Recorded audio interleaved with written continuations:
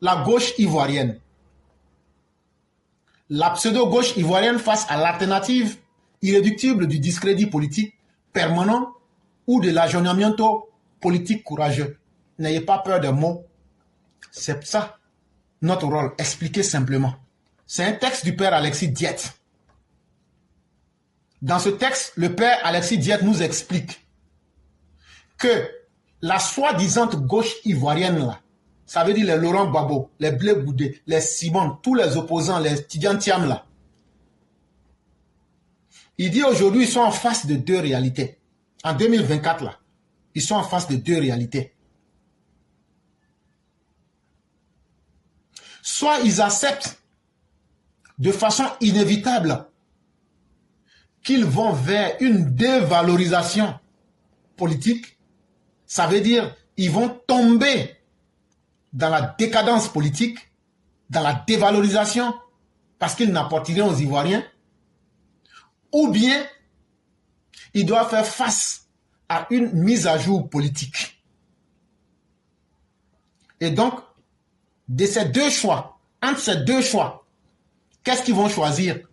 On ne peut jamais imposer à quelqu'un de faire un choix.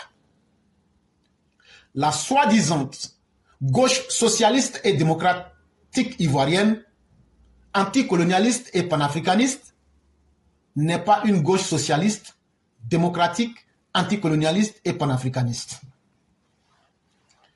Il dit, ceux qui disent qu'eux sont de la gauche socialiste, ou bien qui se disent démocrates ivoiriens, chers parents, ce sont des grands mots qu'ils utilisent. Quand vous ne connaissez pas, vous allez dire, waouh, c'est qu'il faut étudier pour arriver là. Ça là, c'est pas tout le monde qui peut faire. Hey, c'est du saupoutrage, c'est du mensonge, c'est de la tromperie. Et je vous explique. Il dit, ces mêmes personnes-là, c'est encore elles qui viennent vous dire, nous sommes contre la colonisation. Mais c'est ces mêmes personnes qui disent, on aime ce qui se passe au Mali, on aime ce qui se passe au Burkina, on aime ce qui se passe au Niger. Mais là-bas, là, les Russes qui sont là-bas, là, est-ce que ce ne sont pas des nouveaux colons? Quand on va jouer le rôle d'une armée dans un pays étranger, quand on va prendre et piller l'économie d'un pays étranger, quand on va jouer le rôle de la police dans un pays étranger, est-ce que c'est pas pire que le colon qu'on critiquait? Et les gens de la gauche ivoirienne sont là, eux ils disent qu'eux ils aiment ça au Mali, Burkina, Niger. Mais en même temps aussi, ils te disent que eux ils sont des panafricanistes. Mais des panafricains qui aiment avoir des nouveaux maîtres russes, jusqu'à même dire aux gens, allez apprendre la langue russe dans vos écoles. Et en même temps, ils disent encore qu'eux sont des démocrates. Ils disent qu'ils veulent la démocratie. Mais les pays qu'ils soutiennent aujourd'hui, le Mali, le Burkina, là, eux disent qu'ils ne veulent pas d'élection. Quand on n'organise pas d'élection dans leur pays, c'est coup d'État qu'il faut faire là-bas. Ils disent voilà les opposants ivoiriens et leurs contradictions qui se présentent à tout le monde et que tout le monde voit, sauf eux. Mais les grands mots qu'ils utilisent, nous sommes des sociodémocrates, nous sommes ça, nous sommes ça. Chers parents, ne vous laissez impressionner par personne. En réalité, là, ils sont rien. Ils ne sont ni des sociaux, ils ne sont ni des démocrates, ils ne sont pas des panafricains et il n'y a aucune lutte anticoloniale qu'il faut mener en 2024. Quand tu échoues à répondre aux besoins de ta population dans ton pays, ce sont des grands mots que tu mets en place pour tromper les gens. Hey, on dit de faire goudron. Laurent Gbagbo n'a pas pu faire goudron. Assimi n'a pas pu faire goudron. Ibrahim n'a pas pu faire goudron. On dit de construire hôpital. On dit de mettre l'économie au service des populations. Ils n'ont réussi à faire aucune de ces activités. Quelle est la meilleure manière de cacher leur incapacité au peuple? Il faut sortir avec des mots. Parce qu'il y a beaucoup d'analphabètes, on va les tromper. Nous sommes de la gauche socialiste. Nous sommes des démocrates. Nous sommes anti-colonisation. Nous sommes panafricanistes. Ça ne veut rien dire. Par contre, si tu veux savoir ce que c'est que la social-démocratie, il faut aller regarder le parti d'Angela Merkel. C'est un des exemples les plus concrets que je vous donne. Je vous ai déjà expliqué le socialisme ici. Mais brièvement, je vais vous expliquer ce que c'est que le social-démocrate. Quand on dit que quelqu'un est un social-démocrate, ça veut dire, c'est quelqu'un là. La base de leur fondement politique, c'est le socialisme. Mais ils essaient aussi de s'inspirer des valeurs de la démocratie libérale. Par exemple, Alassane Ouattara que vous voyez là, c'est un démocrate libéral. Ça veut dire, eux croient à l'économie du marché, le capitalisme. Eux croient que l'homme là, on crée les conditions du bonheur, toi-même tu prends ce que tu mérites dedans. Il n'y a pas de pitié. Et puis on évolue. Pour simplement aller vite, les socialistes là, eux ils disent que dans une société humaine là, le gouvernement doit être là pour travailler et mettre les moyens à la disposition de la population. Alors que Alassane Ouattara dit, le gouvernement crée les conditions et chacun va chercher sa part du bonheur.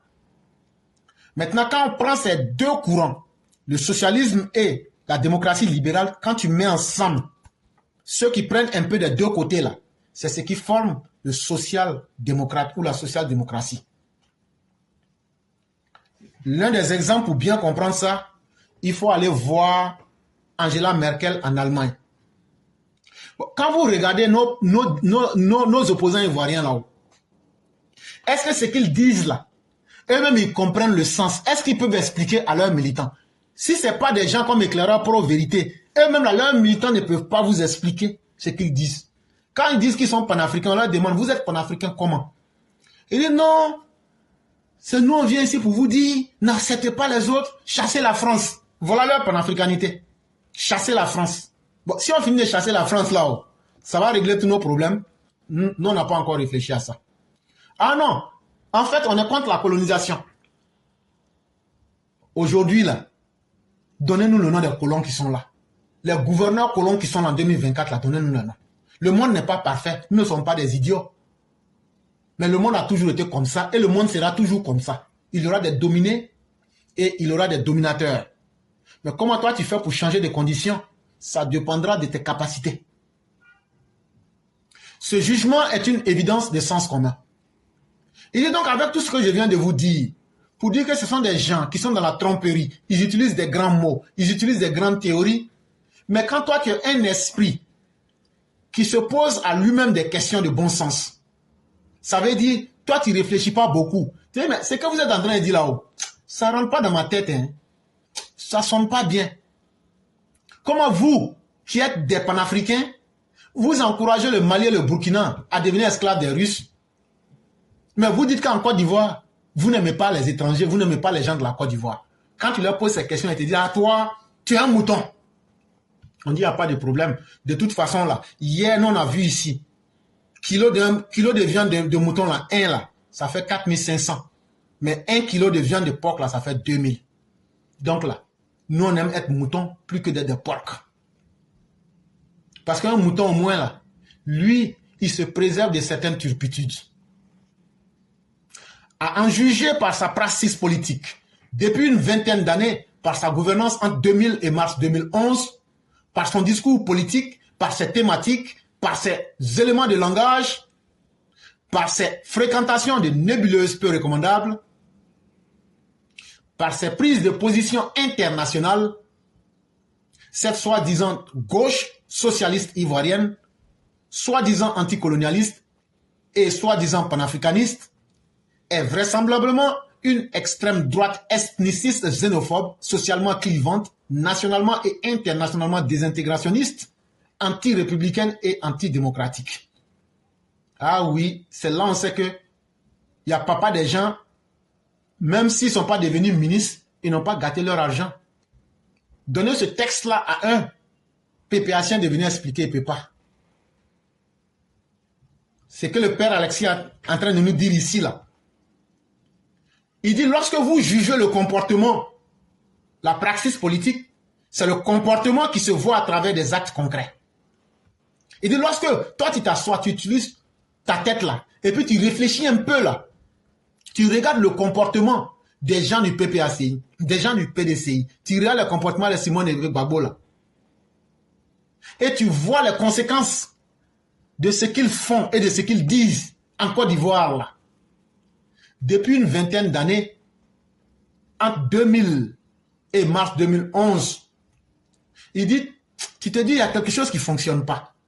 D'abord, quand tu regardes leur discours politique, dans leur discours politique, pour eux, c'est celui qui sait créer un agora pour mentir aux gens. C'est ceux qui trompent les autres. Ah oui, si vous acceptez que je suis boulanger, c'est que vous-même vous aimez qu'on vous blague. On leur dit, si vous avez véritablement un discours politique, apportez un programme de gouvernance. Ils ne peuvent pas apporter. Ah, ils disent, bon, ça là, il faut laisser. Mais regardons aussi dans les thématiques qu'ils abordent. Chaque fois qu'eux, ils ont un thème à aborder, ce sont les thèmes pour faire la promotion de la haine.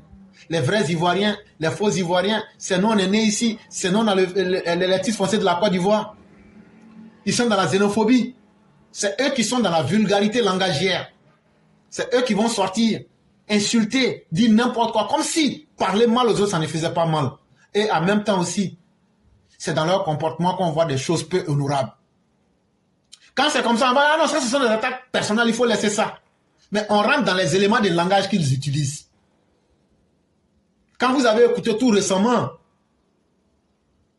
Kone Katina, en train de vilipender monsieur Cissé Bakongo. Quand vous entendez les militants du du FPI-PPACI, ah, j'ai rêvé, Ouattara est mort, Ouattara est mort. Ya, le Seigneur m'a fait une révélation. La Côte d'Ivoire va bientôt baigner dans un sang. Et c'est Laurent Gbagbo qui va venir sauver la Côte d'Ivoire.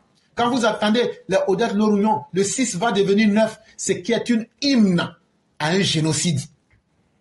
Pour dire, quand eux vont prendre le pouvoir, ils vont exterminer tous ceux qui sont leurs opposants sur base ethnique, tribale et religieuse. On va tuer les doulas. Quand Gbagbo va prendre le pouvoir, tout le monde sera bêté. Quand Blé Goudé va prendre le pouvoir, vous allez lire l'heure. Ça, ce sont les éléments de langage qu'ils tiennent. Et tout le monde voit ça. Ils vous disent, ah, il faut laisser ça. On dit, bon, prenons aussi les fréquentations nébuleuses peu recommandables qu'ils ont. Est-ce que ce n'est pas eux aujourd'hui, Laurent Gbagbo, qui dit que lui comprend les putschistes somalis? Donc, si tu comprends les putschistes somalis au Burkina, au Niger, tu dois aussi être partisan des putsch en Côte d'Ivoire. Et c'est pourquoi on te voit avec des gens peu recommandables en République démocratique du Congo, comme Jean-Pierre Bemba. Quand Blé Goudé se cache, il s'en va signer des deals nébuleux avec Africa Media au Cameroun tout dernièrement. On était bien au courant. Quand on envoie Pulselic Balé pour aller salir l'armée de la Côte d'Ivoire et instrumentaliser et vilipender l'État de la Côte d'Ivoire à partir d'un pays étranger. Quand on voit les ONG pirates qui soi-disant qu'eux ils veulent marcher parce que l'électricité a augmenté alors qu'on leur a dit en arrière-plan, voilà de l'argent, sortez pour créer les éléments. Petit à petit, comme on n'a pas le courage là, nous on va vous mettre en avant, toucher un peu les problèmes de société et puis sortez 10-10. Là, si vous tuez, on va tuer 10 personnes. Mais si vous sortez 1000, on va tuer 1000. Comme eux n'aiment pas mourir. Et comme Laurent Gbagbo leur a dit, sortez, vous allez lutter pour qu'on mène mon nom là. Mais comme eux-mêmes ne veulent pas sortir là, qu'est-ce qu'on va faire? On va blaguer des gens. On va leur dire, comme courant augmenté là, tenez 20 millions, sortez. De toute façon là, c'est vous, on va tuer. Donc, si vous sortez, petit à petit, peut-être que ça va marcher, les gens vont s'habituer et puis les gens vont prendre courage. Mais le 25 là, ils ne sont pas sortis. Tous ceux-là sont des ONG. Quand vous les regardez très bien, est-ce que Awadon Melo n'est pas assis en Russie, en train de tracer avec les Russes toutes les stratégies, comment ils vont infiltrer la Côte d'Ivoire à partir du Mali, du Burkina et du Niger pour détruire la Côte d'Ivoire, pour faire plaisir à Laurent Gbagbo? Ce sont des fréquentations nébuleuses et peu recommandables. Quand vous regardez leur comportement avec les panafricains comme Capo Chichi, alias Kémy Seba, ou bien la natte à jambes, que vous appelez Nathalie Jambe, ou Yam, vous comprenez que ce sont des gens qui sont dans une posture de destruction. Parce que eux, leurs intérêts n'ayant pas été atteints, il faut que le monde se porte mal. Ils vous disent, ah, toi, tu es trop dans la philosophie, il faut laisser tout ça là. Mais sur les questions internationales, ils ne se font pas à eux-mêmes fierté. Parce que hier, quand ils étaient au pouvoir, c'est eux qui disaient, à bas l'Occident, à bas l'ONU, nous n'aimons pas les Occidentaux. On dit, ok, c'est les Occidentaux qui ont mis Ouattara au pouvoir. Mais ce ne sont pas les Occidentaux qui ont demandé à ce que M. Choi vienne certifier les élections.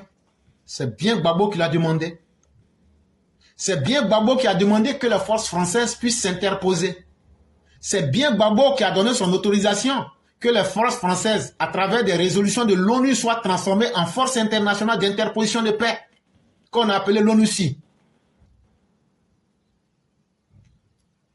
Mais une fois qu'ils ont perdu le pouvoir, on les retrouve dans les rues de Paris, on les retrouve dans les rues de Londres, on les retrouve dans les rues de Genève, en train de demander à l'Occident de les aider aujourd'hui à créer les conditions du chaos en Côte d'Ivoire ou même dans leur pays d'origine. Il faut que maintenant, cet même Occident qu'ils détestaient hier quand ils étaient au pouvoir, parce qu'ils voulaient cacher leurs crimes, aujourd'hui qu'ils ne sont plus au pouvoir, ils trouvent que les meilleurs endroits pour qu'eux puissent revenir au pouvoir par la violence, c'est d'allumer, d'enflammer les rues de Paris, les rues de Genève, les rues de Francfort, les rues de London, les rues des capitales où les pays se disent occidentaux.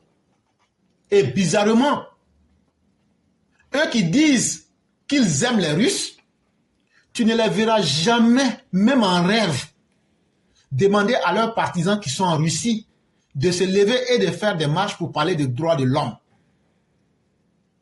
Et même encore dans leur prise de position à l'international, ils sont dans une incongruité totale. Il dit, mais quand on regarde des gens comme ça, qui se donnent une coloration, nous sommes la gauche socialiste ivoirienne, entre guillemets. Nous sommes les anticolonialistes. Nous sommes les panafricains. Mais en réalité, avec toutes les contradictions qu'on vient de mettre en face de vous, vous n'êtes rien d'autre que l'extrême droite ethniciste, xénophobe. Vous êtes des racistes, des individus méchants, des individus sans valeur politique et philosophique, des individus sans fondement à l'international, tout comme au plan national. Vous êtes des moteurs de la division sur la base du faux, sur la base du brigandage à l'international comme à l'intérieur de vos pays et sur la base de la tromperie et surtout de la fourberie. En cette fausseté attestant d'une imposture politique qui n'échappe pas aux communs des Ivoiriens, lesquels conservent la mémoire des errances de cette soi-disant gauche, réside la source de cette défaite politique récurrente et la défiance populaire. Après tout ce qu'on vient d'expliquer, vous voyez donc que cette fausse gauche ivoirienne, ou même ces faux hommes politiques ivoiriens, ces escrocs qui n'utilisent que l'escroquerie, la supercherie, les canulars, ces individus qui sont des poissons d'avril politiques, qui se font appeler la gauche ivoirienne, tous ceux qui ont un esprit sérieux, quand vous les regardez, vous vous dites, vraiment, la Côte d'Ivoire ne mérite pas de telles personnes. Parce que ce sont des personnes qui sont dans un égarement profond. Mais la source de leur défaite politique et la défiance du peuple, là, c'est à partir même de tout le mensonge qu'eux-mêmes sont. Et le peuple a compris cela. Depuis décembre 2010, les défaites électorales de cette pseudo-gauche ivoirienne ne tiennent guère ni à un prétendu complot international, ni à des prétendues manipulations et trucages électoraux. Il dit, le peuple a tellement compris qu'aujourd'hui, les gens vous regardent et les gens vous voient comme des poissons d'avril politique. Laurent Gbagbo, tu es un poisson d'avril politique. Soro Guillaume, tu es un canular politique. Blé Goudé, tu es une escroquerie politique. Simone Gbagbo, tu es une supercherie politique. Parce que ce que vous dites là, c'est le contraire, on voit. On a vu aussi comment vous avez dirigé le pays. Donc, l'esprit même des Ivoiriens leur dit, comme on le dit au quartier Tchè, nous on ne dure pas dans mauvais rêves.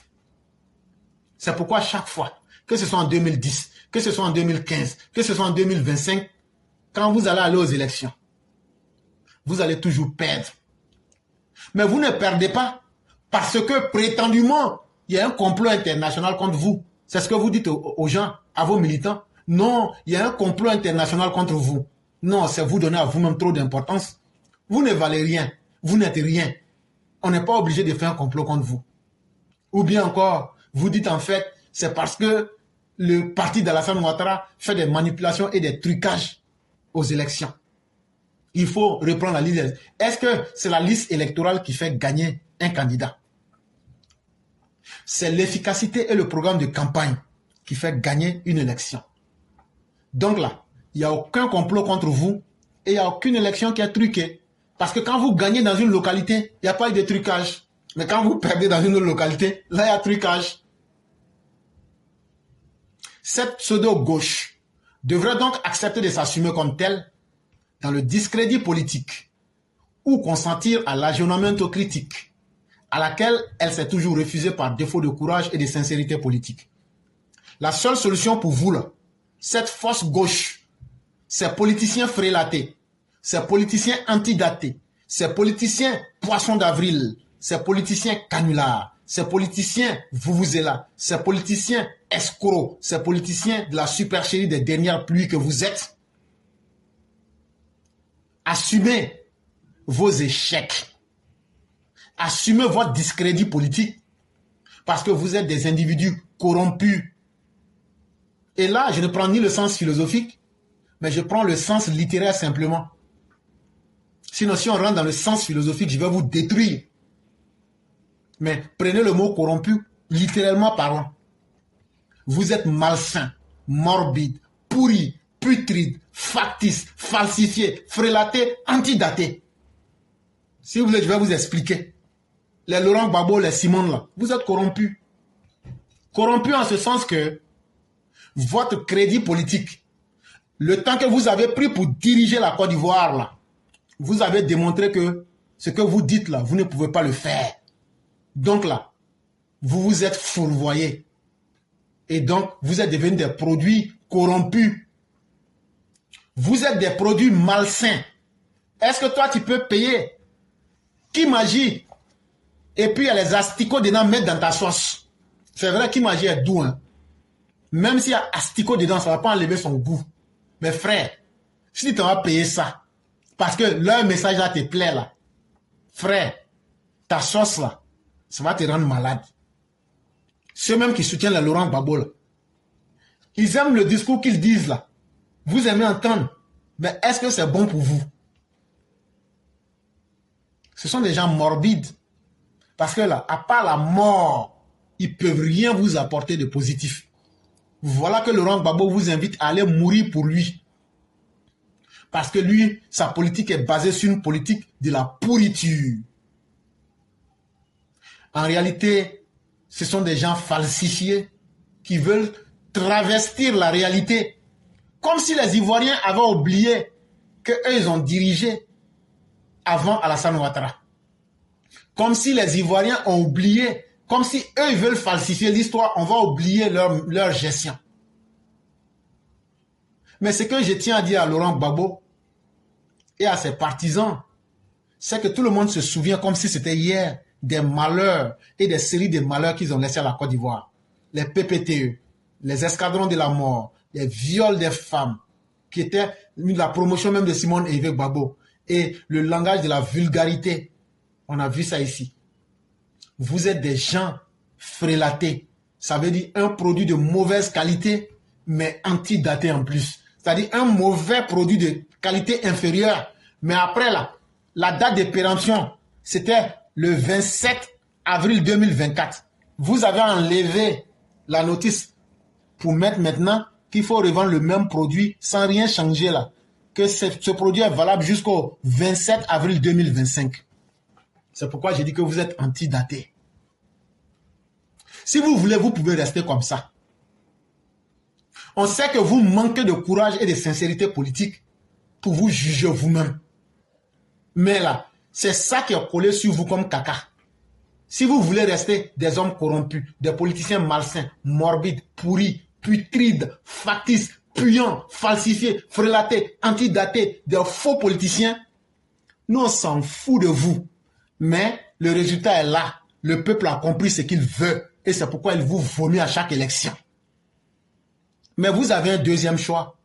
Vous pouvez accepter de faire et de consentir à l'ajournement critique. Ça veut dire quoi? Ça veut dire, vous vous remettez à jour, vous vous recyclez. Vous partez vous asseoir, vous dites, vrai là, ce qu'on a fait en 83 là, comme les gens n'étaient pas intelligents, il y avait un seul journal qu'on appelait Fraternité Matin là. On pouvait tromper les gens avec des tracts, avec des pamphlets. Aujourd'hui là, on est en 2024, ça ne marche pas. On met ça à côté. On n'est pas en 90 aussi, hein. Parce que 90 là, on a pu manipuler la fessie, la violence. Mais aujourd'hui là, ça ne va pas marcher. On met ça à côté. Bon, on dit, comme on est en 2024 là, pourquoi ça ne marche pas? C'est parce qu'il y a Internet. Avec Internet là, il y a des gens là, si ce n'était pas Internet, eux n'allaient jamais sortir pour parler. Il y a des gens là, eux ils viennent là, ils expliquent même des textes philosophiques. Ils expliquent des stratégies. Ils expliquent ce que les gens n'ont pas envie d'entendre. Donc là, quand on s'assoit et puis on réfléchit là, il faut qu'on change, hein. Il faut qu'on reconnaisse que nous-mêmes là, nos faiblesses honteuses, nos mauvaises mentalités, ça ne marche plus. Et au lieu de rester dans les années 83, dans les années 90, est-ce qu'il n'est pas mieux pour nous aujourd'hui d'aller écrire un programme de campagne? Est-ce qu'il n'est pas mieux pour nous aujourd'hui de reconnaître que nous-mêmes là, nous sommes une fable politique qui ne fait que créer nos propres malheurs à nous-mêmes? Est-ce qu'il n'est pas mieux pour nous de reconnaître que ce n'est pas la communauté internationale qui est contre nous, et donc il n'y a aucun complot qui est contre nous, mais c'est notre incapacité à répondre aux besoins des Ivoiriens. Pendant que les Ivoiriens, quand ils ont vu Alassane Ouattara faire des travaux, là où vous avez dit qu'on ne peut rien faire, Alassane Ouattara a envoyé métro, il a construit 6 universités, il a électrifié plus de 80% des villages en 15 ans, il a fait des routes presque partout. Est-ce que le discours ne doit pas changer? Est-ce qu'on ne doit pas former nos hommes politiques pour quitter dans le mensonge? Ça aussi, vous avez le choix de le faire. Mais les Ivoiriens n'ont plus confiance en vous. Si vous arrivez à changer et à comprendre ce qu'on est en train de vous dire, cela, il va de la crédibilité politique en Côte d'Ivoire et en Afrique. C'est vous-même qui allez gagner parce que ça va vous redonner une nouvelle crédibilité, une nouvelle confiance en Côte d'Ivoire et en dehors de l'Afrique. Parce que personne n'a confiance en vous, vous êtes déjà infréquentable et vous ne valez rien. Et au-delà, la démocratie ivoirienne y gagnerait. C'est la démocratie même qui va mieux se porter.